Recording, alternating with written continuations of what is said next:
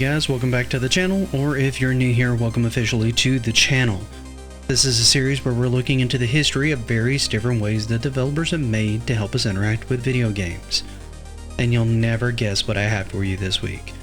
No, really, I'm betting almost none of you have any idea what the hell this thing is, even after looking at the thumbnail, and even after I tell you its name. It's the Joyboard by Amiga. Let's get started, shall we? Now, I know what you're thinking. What the hell is the Amiga Joyboard, and why would you ever want this thing attached to an Amiga? Here's the thing, it wasn't for the Amiga. I know, this seems kind of weird for me too, but the Amiga made this thing for the Atari 2600.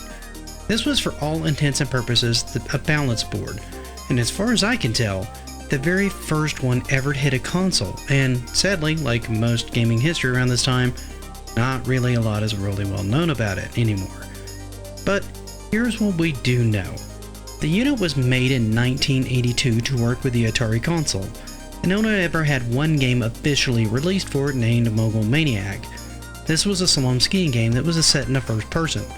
The game would start when the player leaned forward on the board, with the objective being to navigate through all the flags on the stage.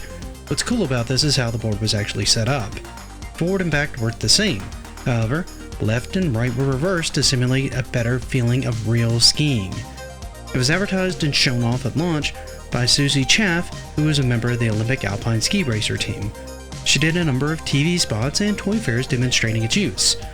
And I'm sure the appeal of having someone as talented and as lovely as her demonstrating the use of the Joyboard was not lost on the audience Atari was aiming for at the time, which was commonly males 20 to 30 years old with disposable income. Two other games were in development for the Joyboard as well. Being Off Your Rocker, this game was intended to be like a Simon Says type game where you could lean in different directions to activate the icon on the screen and keep the pattern going. The last one developed was Surf's Up, which, as you can see, would imagine, is a surfing game. While neither of these last two games were ever released, prototypes have been found in the wild, as you can see by the footage I managed to find. So how did this thing actually work? Honestly, pretty similar to other balance board options. The player would stand on the board and use their body for directional control. How it sensed you was a combination of things. There was a plastic disc that sat on the floor that you set the actual board on top of. As you leaned, the rubber pads would make contact, sending a signal, and voila, you had movement. You could even plug in an Atari controller and have access to a fire button. Not that any of the games ever got around to actually using that feature. Again, this oddity was short-lived and limited as in its usefulness. It still managed to send ripples through the industry though, starting with the Rollin' Rocker, which was most popularized by the angry video game nerd, and more recently, the Wii Balance Board. Even the developers working on the Amiga OS were rumored to be a fan of the device. They would often come in and use it when they were frustrated with the software on the Amiga crashing during early development. They would come in and sit zen-like on it, try not to activate any of the latches. Rumor has it, the Guru meditation error and the early versions of the Amiga OS operating system relate directly to this activity.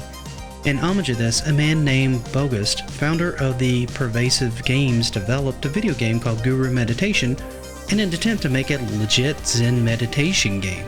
Well, there you have it. What did you think of this latest in the growing list of gaming oddities? How many of you knew about this one? How many of you had one of these? What do you think of it?